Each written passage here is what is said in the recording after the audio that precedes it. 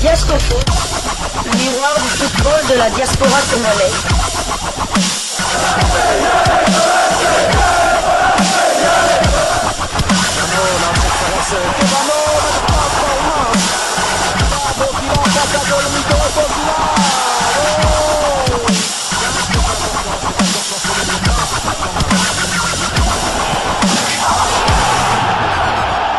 Diasco Foot, le miroir du football de la diaspora congolaise. Vous êtes sur Diasco Foot, le miroir du football de la diaspora congolaise. Diasco Foot vous dit bonjour, tout le plaisir est pour nous de vous retrouver, mais surtout de savoir que vous êtes nombreux en train de suivre votre chaîne YouTube dédiée uniquement aux footballeurs de la diaspora congolaise. C'est l'heure de partager avec vous quelques news que nous avons pu récolter pour vous. Des news concernant certains de nos internationaux ou des binationaux qui se sont illustrés dans leurs clubs respectifs. Et cela dans le cadre de cette troisième livraison sportive de ce mercredi 30 octobre 2024. Une livraison que nous débutons par la France, où l'on disputait la 11e journée de Ligue 2. Après son nul, 3 buts partout le week-end dernier face à Lorient, avec un superbe but égalisateur de l'international congolais Lionel Passinzao, Rodez est parti arracher le point du nul à Bastia. Score final, 2 buts partout. Lionel Passinzao était titulaire entre les perches et cela pour la 9e fois consécutive. Malgré les 2 buts encaissés, il a tout de même réalisé 3 arrêts décisifs lors de cette rencontre. Son temps de jeu est de 869 minutes sur les 1061 de son équipe. 9 matchs joués sur 11. Rodez est 13e au classement avec 11 points. Compte 3 victoires, 2 nuls et 6 défaites. 16 buts marqués et 18 encaissés. Prochaine journée, Rodez se déplacera à Paris pour y affronter le Paris FC le vendredi 1er novembre. Victoire du FC Lorient 4-2 face à Dunkerque. Blessé, Gédéon Kaloulou n'a pas pris part à cette rencontre. On espère que cette blessure n'est pas trop grave avant la liste de Sébastien Desabre pour les matchs des 5e et 6e journées des éliminatoires de la CAN 2025. C'est clairement une mauvaise nouvelle dans la tanière puisqu'Axel Touanzebe ne sera pas là. Ce sera peut-être l'occasion de voir Peter Kioso si cette blessure s'avérait beaucoup plus grave qu'on pourrait le penser. Tout à fait, donc Gédéon Kaloulou n'a pas joué. Par contre, Jean-Victor Makengo a joué ses premières minutes en championnat cette saison. Il est entré au jeu à la 62e minute. Son temps de jeu cette saison est de 34 minutes sur les 1064. Un match joué sur 11. Lorient est actuellement 2e au classement avec 23 points. Compte 7 victoires, 2 nuls et 2 défaites.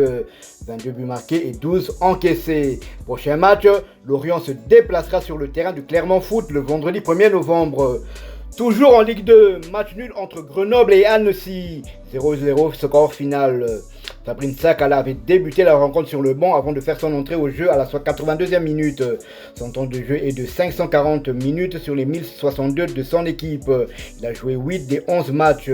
Annecy est 3e de Ligue 2 avec 19 points. 5 victoires, 4 nuls et 2 défaites. 18 buts marqués et 13 encaissés.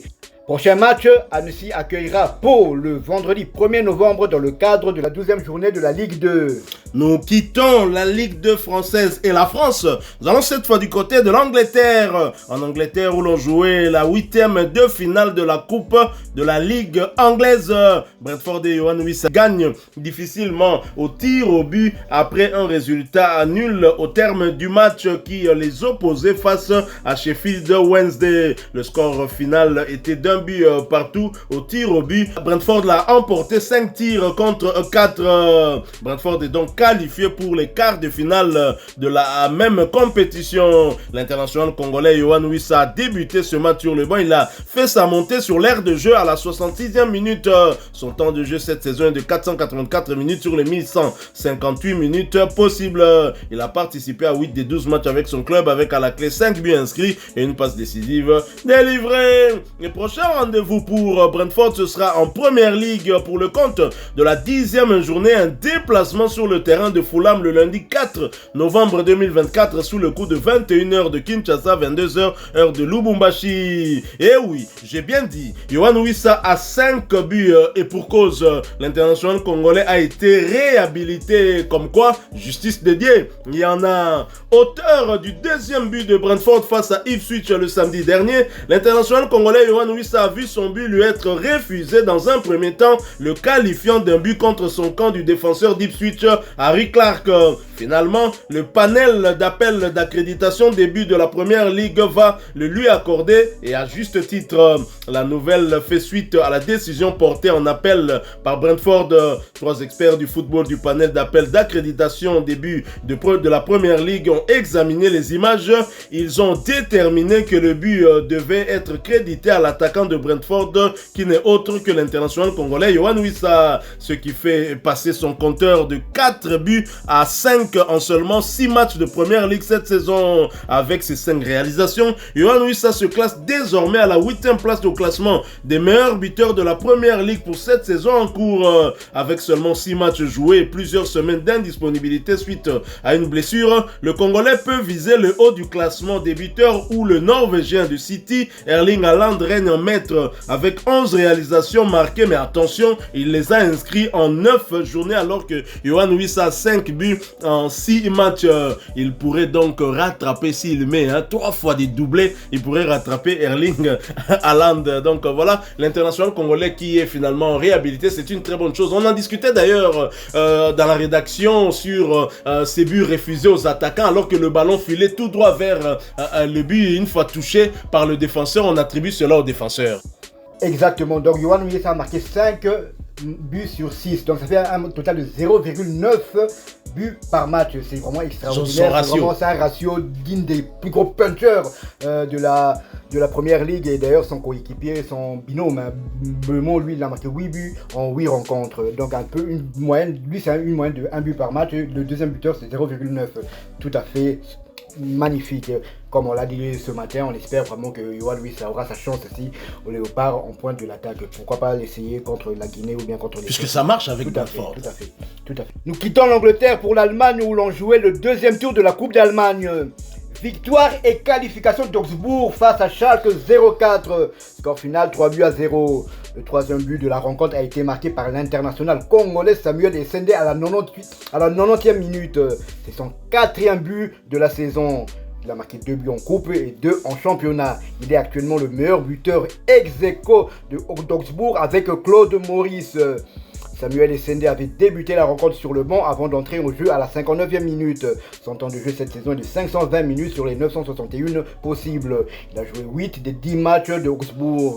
Le prochain match d'Augsbourg aura lieu le samedi 2 novembre. Il se déplacera à Wolfsburg dans le cadre de la 9e journée de Bundesliga. Samuel Essende a attendu que son remplaçant marque 2 buts, je crois. C'était un doublé où il avait marqué un but ou le but de la victoire lors de la journée précédente. Ah oui. On a même pensé que Samuel Essende, ça pourrait le reléguer sur le banc. Effectivement, il est sur le banc, mais il fait sa montée sur l'aire de jeu. Il inscrit un but comme pour dire attention, je suis toujours là. Et 2 buts en coupe, 2 buts en championnat, il coupe la poire en 2. C'est une très très bonne chose. Avant le rassemblement, on attend toujours la liste des convoqués de Sébastien Desabre. Nous quittons l'Allemagne et nous allons du côté de l'Italie où l'on jouait la 10e journée du Série B, championnat italien 2e division. L'international congolais Charles Piquel et son club de Cremonese se contente d'un point en déplacement sur le terrain de Modena. Cremonese ramène le point du nul. Score final, 2 buts partout. Titulaire, Charles Piquel a été remplacé à la pause. Son temps de jeu est de 605 minutes sur les 1255 minutes possibles. Il a participé à 11 des 13 matchs avec son club.